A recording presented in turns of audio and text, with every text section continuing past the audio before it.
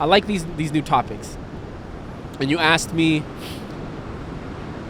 asked me yesterday, but you asked me earlier to pick a topic, and I've been pondering this one too. I ponder a lot of stuff, and I kind of titled it broken homes, but that's not like there's a deeper meaning to it. Okay. And I've thought about this. You know, I'm 25 years old. I've lived a good amount of life, and I just you've talked about it a little bit with me. You know, kind of your personal life and growing up, and I just kind of wanted to get your perspective, mostly for the perspective maybe this might touch someone, a listener, especially a young man. And so for me, I guess the question that I'm raising is, how was your childhood life like growing up? I would say I had one of the best childhoods any kid could have. And it's interesting, Andrew, because that was with an absent father. Okay. I knew who he was. I knew his name. I had met him, but he was most certainly not present. I could probably count on one or two hands the amount of time that him and I spent quality time together that I can remember, from the age that I can remember. Yeah. My mother separated, which I think was an extremely smart decision as I look back on it. I just don't think, I won't speak ill, but I'll just say that I don't think that would have been a healthy relationship. Uh-huh. And my mother's a very healthy individual, and I think she knew what was best for me, and then also for her and for the families and for everyone, honestly. And I'm very happy that she made that decision. So interestingly enough, I think if you look at certain perspectives, it may come across different for different people what a broken home is. But if the people listening feel as though I qualify, then I'd be happy to talk about it. Yeah. I did not have my father around, but my mother was very much present. Uh-huh. She did an absolutely amazing job. She kept me in sports. She kept my mind moving. She had taken me to more countries than I can count by the time I was 18. That's awesome. She had shown me the world both at home and afar. And I told my mother a couple of maybe a year or two ago, I said, listen, you did everything right. Everything from this point on is up to me. And I meant that. And I don't mean any offense to anybody else, and I feel like you should feel this way. Yeah. But I honestly think I might have gotten the best mother in the world. No, I feel you. I have yet to meet her, and I'm excited. And I think when this episode drops, I think it's gonna be Mother's Day, Mother's Day weekend. I didn't even think about that. So that's a big shout out to all our mothers. Your mom, just from what you've told us, what you've told me, seems like she's like Wonder Woman. Yeah. You know what I mean? That's a good way to put it. And with that, would you say, because I've grown up a lot around just different people who have had an absent father, how would you say that affected you as a young man now, and how that's made you who you are? On one hand, Andrew, I may have missed out on some of the more masculine traits early in life. But what I feel by far outweighed that was the things that I did not learn.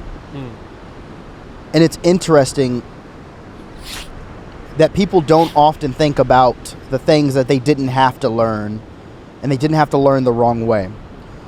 I didn't have to learn selfishness the wrong way. I didn't have to learn greed. I didn't have to learn so many things that I think may have been present from that absent parent. Mm-hmm. When I look back on it and I remember and reflect on my experiences and the conversations I've had with family.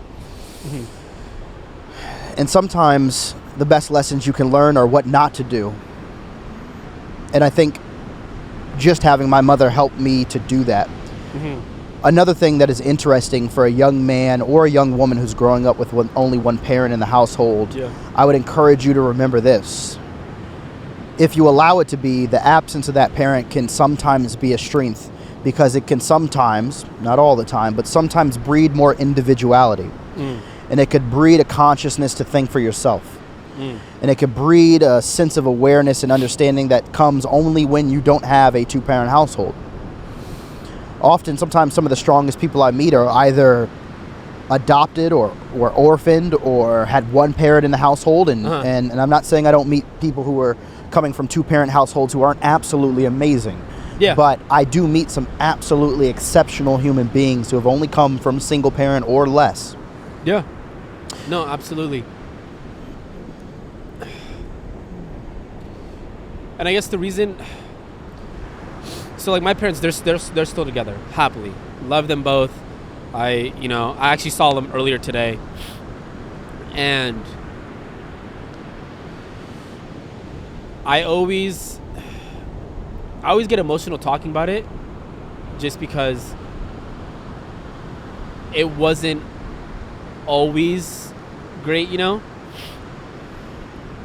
It was like there was a point where it was kind of tough, and so I've always thought, like, not that I was better than everyone, but almost like, man, I grew up around a lot of friends who their parents were divorced, their dad wasn't in the picture, and things like that. And I was one of the very, very few that still had their parents still together, And I always saw, I guess, the perspective from my friends who didn't have, a father growing up, or their parents were divorced and things like that. And I saw the effect it had on them emotionally.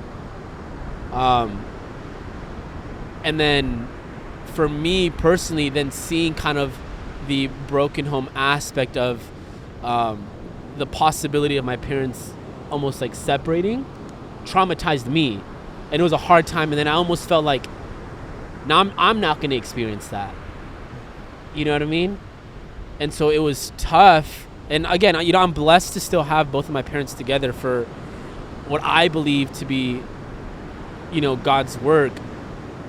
But I feel like there's a lot of, and I only want to speak on men, just because, we're two guys. We wish to bring, a woman to get their perspective. But I wish to speak on young men that currently are going through that. They don't have, a father figure, someone to look up to, or they're going through, their parents are separating or divorced, and they don't know how to handle that. And so what would you say is the best advice from your perspective? Because I believe that, God put us to have this conversation because, you grew up without a father. I grew up with mine. But, there was obviously things happening and stuff. And so I feel like we're probably two of qualified people to speak on this.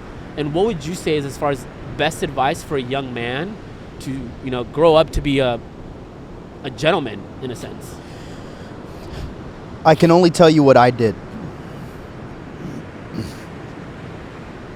I allowed the world to raise me as a young man, in addition to my mother. Okay. I think of my mother as this beautiful, I mean, just think of the most beautiful boat that you've ever seen, with sails just so high they clip the clouds. And she sailed me along the avenues of life and understanding in such a beautiful way, to where even without a father, I never felt as though the boat was ever going to tip over.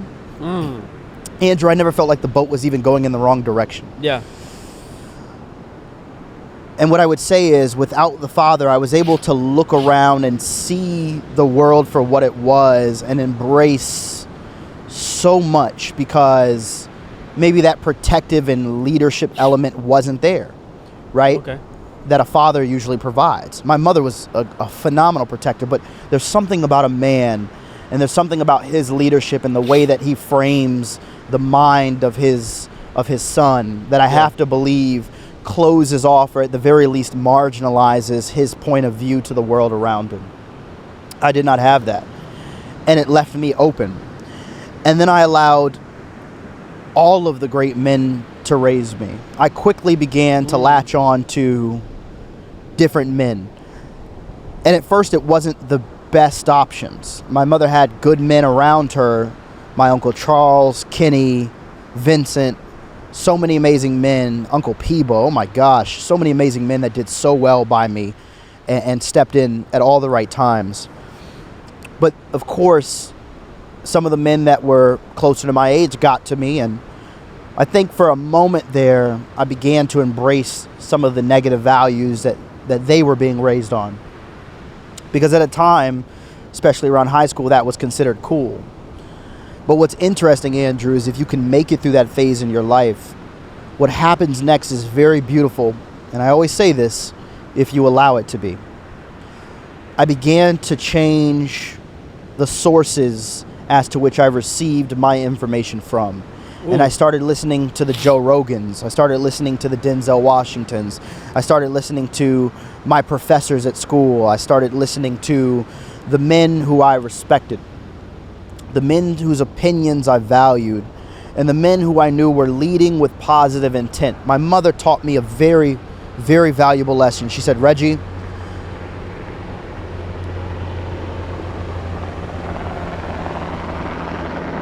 someone's intent for you is what you should always seek out. And I carry that with me to this day, and it's what frames me as a man. When I think about how I affect all of you, when I think about how I affect you, when I think about how I affect you, yeah. When I think about how I affect the people that we're talking to and talking with on these videos, I think about my intent, first and foremost. If you want to know the northerly winds that push my sail, it's intent. And when I started to find men with good intent, I began to listen.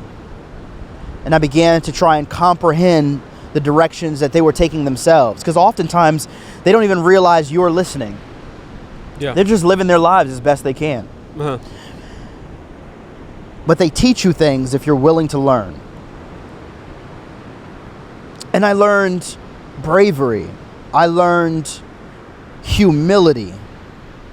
Oh man, I learned love. I learned respect. And I knew some of these things innately from my upbringing, but I'll tell you, at the very least, they were reinforced to a very high degree. But it's of paramount importance that I share this. You determine what input you receive in your life. We've talked about this on previous podcasts. Yeah. And as a young man, it's very hard to understand the avenues in which information is trying to flow in. Yeah. So I recommend first doing what we talked about on the very last podcast, which is trying to find a place of quiet so that you can reset and reassess where the input is coming from.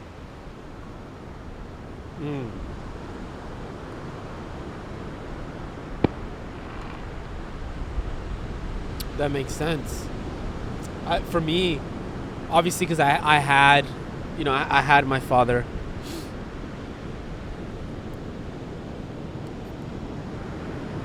He was always around, and then, stuff happened, family, and I think for that, it was almost like you have something, and then at a certain age, you're comprehending it, and then when you're older and that's taken away, it hurts, you know what I mean? And I guess kind of to answer my own question, advice, honestly, it really aligns with what you're saying too, which is interesting. Because you almost like didn't really have that, so you were already used to it, and especially having a wonderful mom, you never comprehended it, but you were able to be the great man you are now. For me, I had it, and then that was almost taken away. So I comprehended of having it, and then it being taken away, but still the same outcome of my input. What am I taking in? And I know for me, like, my dad and I, best friends. This is before my little brother was born. Best friends. And then, just stuff happened. Like, stuff in marriage happens. And it was almost like now I saw this beautiful marriage that I never would have thought would have been broken, almost not be beautiful anymore in a sense. And that hurt me, because I was like, that's my best friend. And then, that's my other best friend. And now they're not going to be together. And I guess for me, it almost hurt, because I was like, you guys are my best friends, and now you aren't trying to almost make it work for me. And I guess it was hard because for the longest time, aside from, other reasons in my faith, that was like a big thing of why my father and I kind of clashed. I almost kind of resented him in a sense. I don't like using the word hate, but almost just resented him. And I started doing what you said, started really thinking about the things that I was taking in and looking at, older men that were actually trying to pour into me and my life, but also not trying to put out more negativity towards, my father. You know what I mean? Not trying to, like you said, not trying to hate on him or resent him or have anger towards him, but it was very difficult. How did you navigate that? It was honestly my faith. It was because I remember, and it was difficult because I was very much like, okay, I'm a Christian, I have to love everyone, but I don't like using the word hate, but I resented him. And we would just butt heads. Like, I put my best friend, my mother, in a situation where she was like almost having to choose sides. And it sucked because it's like you used to be my best friend, and now we can't stand each other. And I soon just held on to the concept of, I was put in these people's lives and my parents' life for a reason, and I need to just constantly try my best to just love on him aside from him being my father, but yet just not look at him as someone that I dislike or someone that I don't agree with, but go towards other, figure out what my input is. Really listen to men that I can actually pour into my life. Because one thing that you'll realize about my family, there's not a lot of men in my family. It's a lot of women. I was raised by a lot of women. My cousins are all girls. I have a lot of aunts. There's not a lot of men that are. So my dad's one of the main guys. That, oh, that's Uncle Juan, and that's my dad. So they all see him as a figure of a man, because my parents are still together, and one of the very few marriages in my whole entire family that they're still together. And so not trying to let all this negativity and really focus on that input, going to church, things like that, and looking towards godly men. And honestly, I think doing that over time, and I never thought we were gonna, I guess rekindle our relationship because I went off to college. But in doing that, it almost I was not focusing on resenting him, and I was focused on what I can do better for myself in being the man that I want to be. That it almost affected him too, because he also, not that he resented me, but he also stopped seeing me as a little boy and started seeing oh, he's a grown man, he's making his own decisions. And that's what brought our relationship to where we are at now. And so I love the fact that you do say it a lot, but I think it's so powerful that as men and even as women, that you always have to figure out and you always have to know what that input is all the time. And I never understood it. I never understood about input and output. You have to know what you give out and what you put in. I never understood it. I couldn't grasp it because I was just that's a little BS, but it really isn't. And now thinking back on it, it's crazy to see how that's affected my relationships, the people that I surround myself with, friends, my parents, and things like that. But that's what I did. And now even sitting here having this conversation, I was expecting me to just, be talking to you and you talk to me about stuff. But that, now thinking that's what I did, is not allow myself to take in all this negativity from other people or my dad or anything like that, but really put out what I wanted. And then now I got my best friend back. I'm going to ask a personal question. Yeah, no, go for it. Have you, this isn't the question I want to ask quite yet, but it'll lead me there. Have you and your father talked about what that time was like when it was rough? Oh, 100%. Okay. 100%. The question I have then is, did he tell you, because I've never heard this perspective, did he tell you how he felt during that time about the way you were treating him? Yeah, aside from, because I'm very transparent, so aside from obviously everything that was going on with, with him and my mom, and they love each other. Their marriage is great. I love the fact that just to touch on it, not to go off track, but I truly believe that God put them through that for a specific reason, to get them to where they're at now. Like now they love each other like to the max. Even though my mom says my dad is a pain in the butt, like they're each other's pain in the butt. You know what I mean? But we taught, and I remember the conversation because I came back from college for like just for the day, expecting to see my mom, but no one was home besides him. And I was like, and I didn't really visit home like in college because I was like, whatever, like I'm out of the house now, I'm in college, I don't need to see you guys, I don't need to see you. And we had the conversation, and I didn't become a Christian until I was like in 8th grade, 9th grade.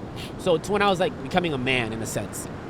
And that was for his perspective, that was what kind of did it for him. Was that I was now making my own decisions as a man, that I didn't almost need him anymore. And so from his perspective, he thought, and it's a fair perspective, he thought that he was supposed to be the father and was supposed to guide me, and I was supposed to follow what he wanted. But he didn't see it in the sense of like, he's his own man, he's gonna make his own decisions. So he almost felt in a sense that I was defying him in what he wanted me to be as a man, and the way I thought, and my critical thinking and my perspective. He wanted me to be like him, and he's amazing. I love my dad, and he's amazing. He's a very critical thinker, and he's done a lot for himself, especially coming here at a very young age. And so he wanted me to have that perspective, but I was having my own and creating my own path, and that was hard for him because, again, in his perspective, I was his best friend. I needed to follow him. In my perspective, I was like, you're my best friend, you need to let me do what I need to do. And so that was hard for him. That's powerful.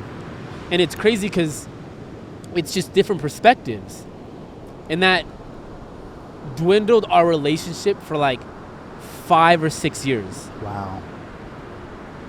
And we lived under the same roof. Not a big apartment. Probably 900. Like 900 square feet. 900 square feet. He works where we lived, and then like 4 or 5 years, I probably said a handful of stuff to him. Wow.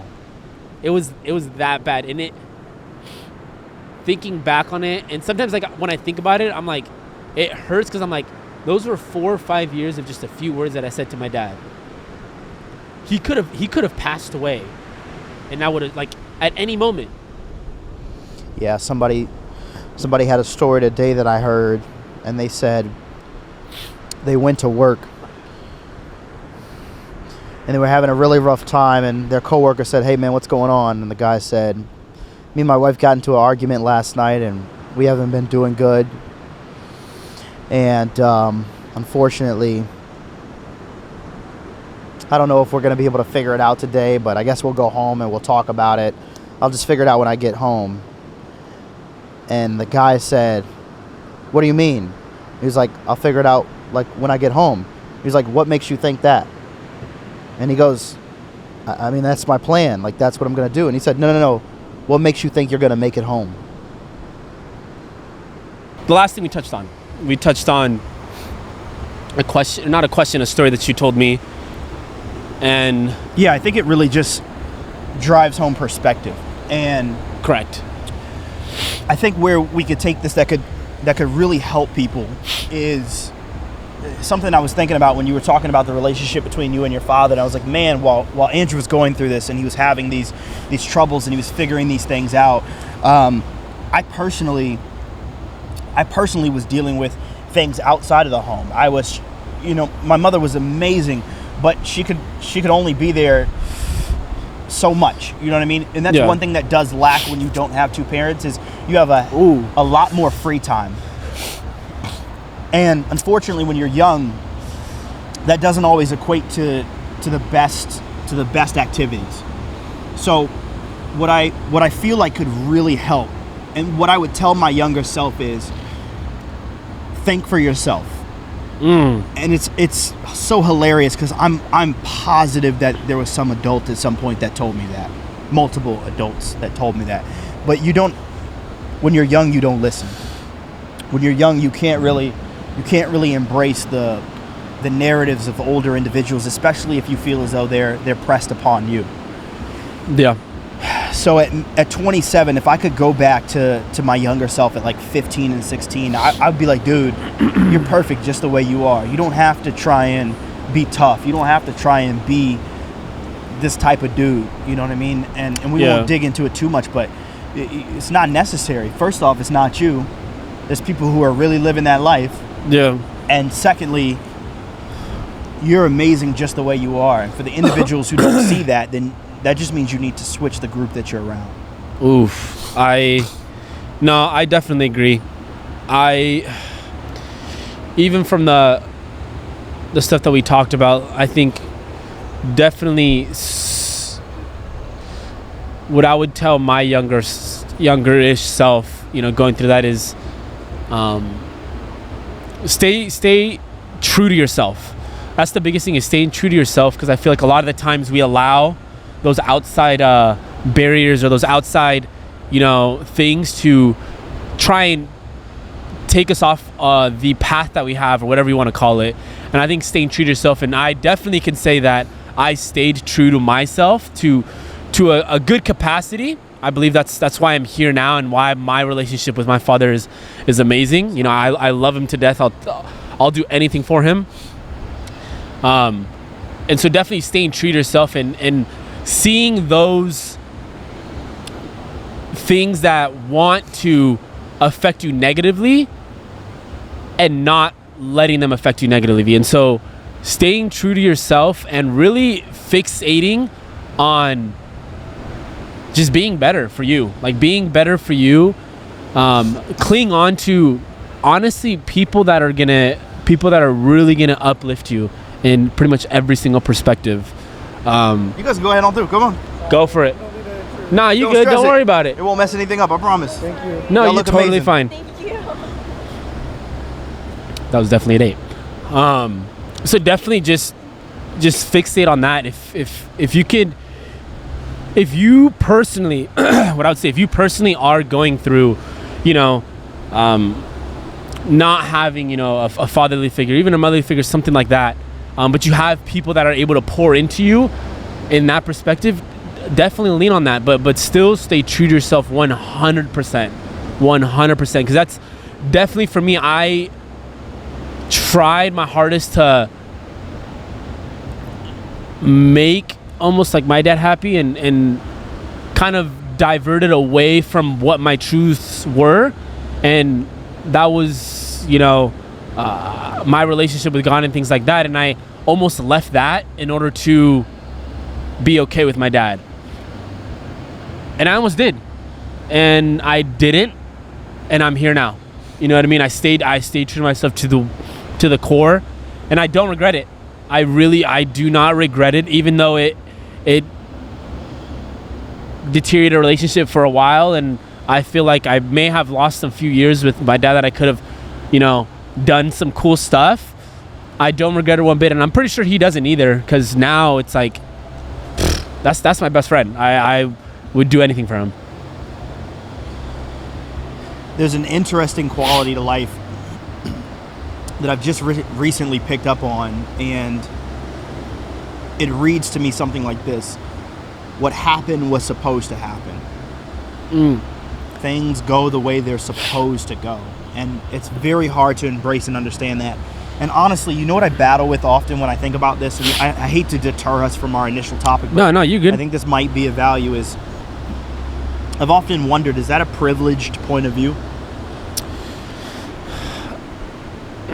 Like, it feels so right, but I have to wonder, just because I'm self-critical, I have to wonder, is that a very privileged point of view? With somebody who's in a much worse situation, wonder that. And what really makes me think even further is, like, when I look back on my upbringing specifically, I think about, like, my environment was not altogether that bad.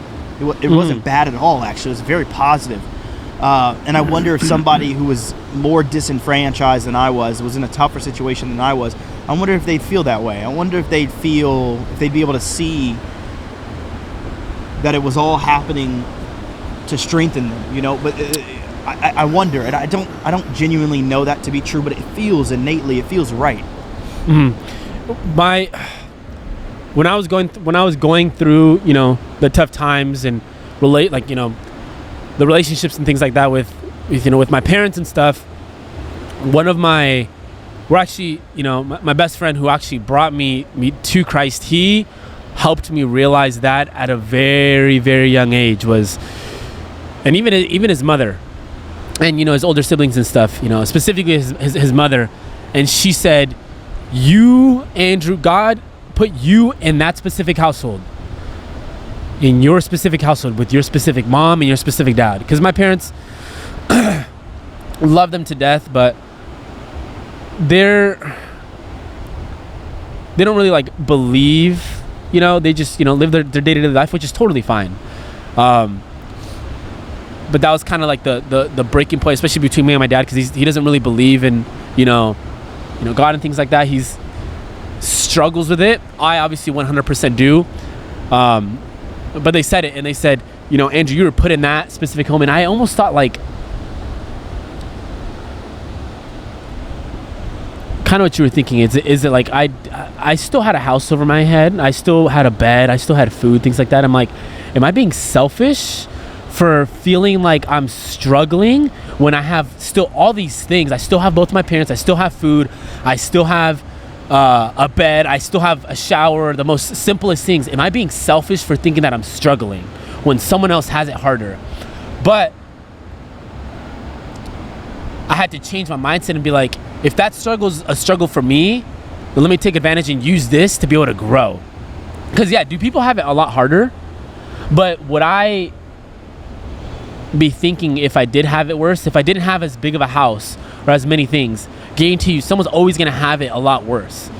So I had to switch my mindset from being like, stop thinking about it, oh, someone else has it worse. Just think about you right now and how you can better yourself, because you are struggling still. I even think that some people that are living in some of these houses struggle. But to us, we're thinking like, nah, they got $1 million home, they got the nicest things. Guarantee you they're struggling in some form. And so I truly do believe that we are put in every situation for a specific reason, and that's to help us grow. 100%. And it took me a while, and they told me that all the time. Anytime I would call them because I was struggling or I was having a breakdown or things like that, like, you know, my best friend, shout out to TJ, his family or his mom and his siblings and him specifically would always tell me, saying like, dude, God puts you in that specific household for a specific reason. Yeah, the takeaway would be embrace where you are. 100%. Like, can you find, I don't even want to call it a lesson, but can you find the reason for where you are? And sometimes, most of the times, you have to create that reason within yourself, and it may be inspired by a higher power. But one of the beautiful things that I think any God would give is the ability to think freely and the ability to move freely. Absolutely. Absolutely. And my biggest advice for people with that is, obviously think for yourself and think freely, you know, because free will is a thing. Do it with, like you said, do that with intent.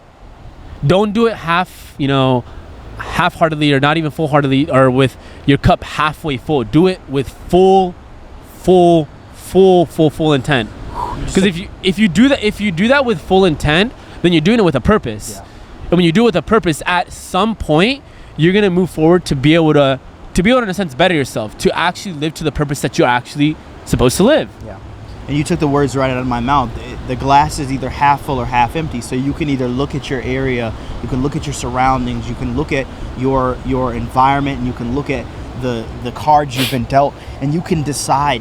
You can decide to be helpless, and you can decide to be angry, and you can decide to say, why me?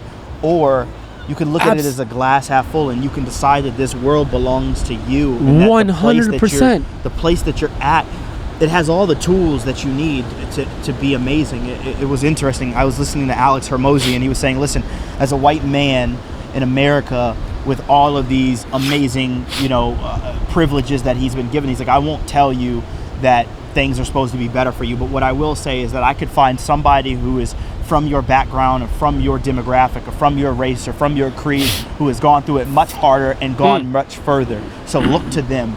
And I have to believe that that's true. There's people who are who are paraplegics who tell the most beautiful stories about life and live more than people with all of the access to their limbs and bodily functions ever do. There are people with no eyesight who see the world more beautiful than some of us.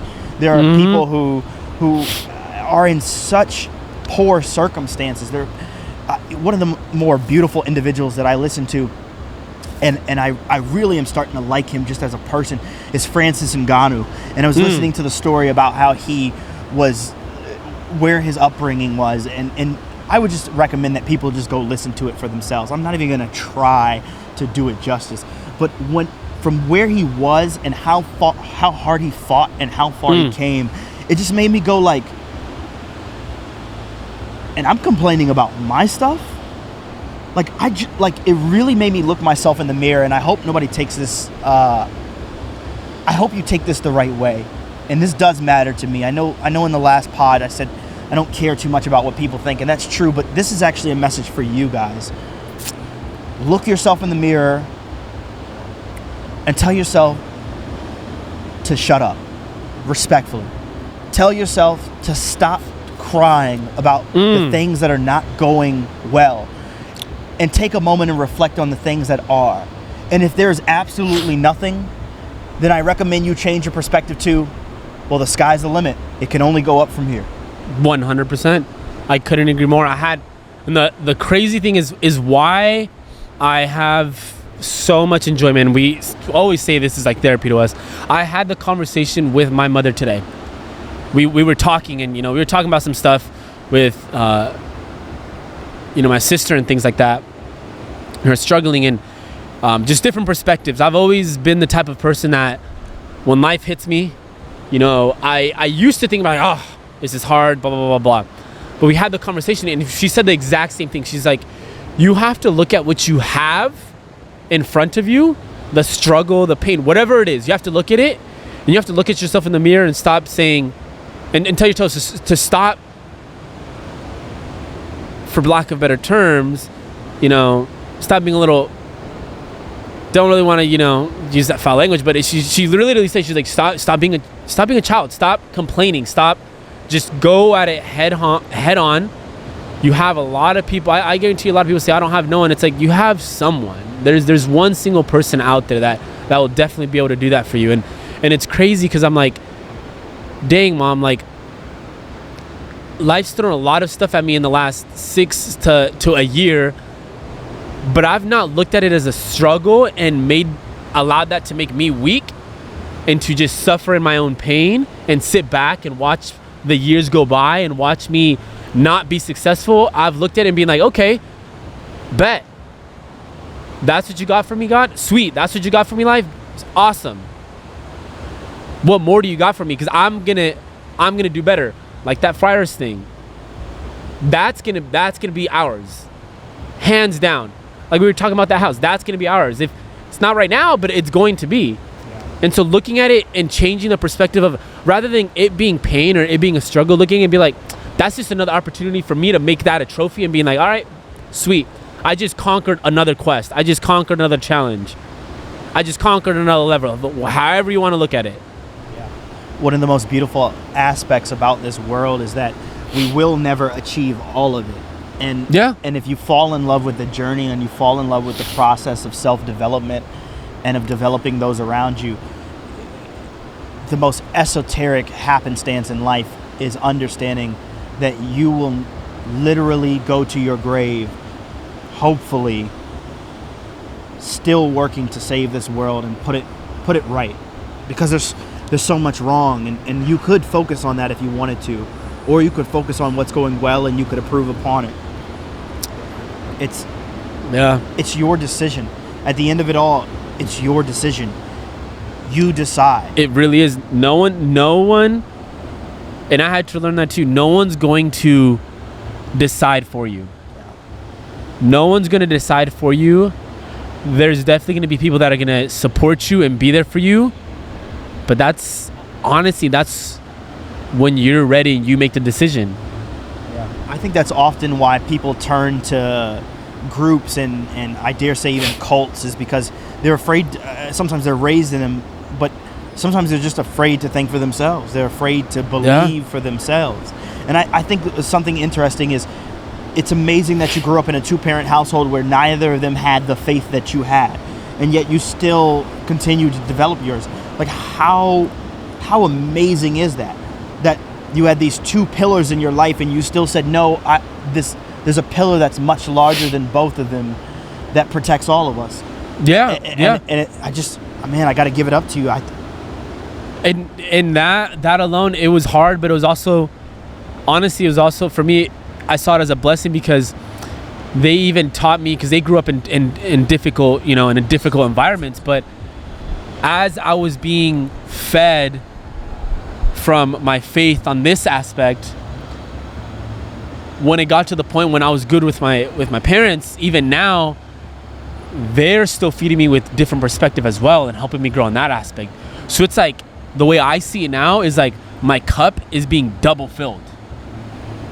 So I'm getting double the knowledge, double the love, double the everything. And it's awesome. It honestly is awesome. Again, because I had to change the perspective and I had to do everything with intent for myself.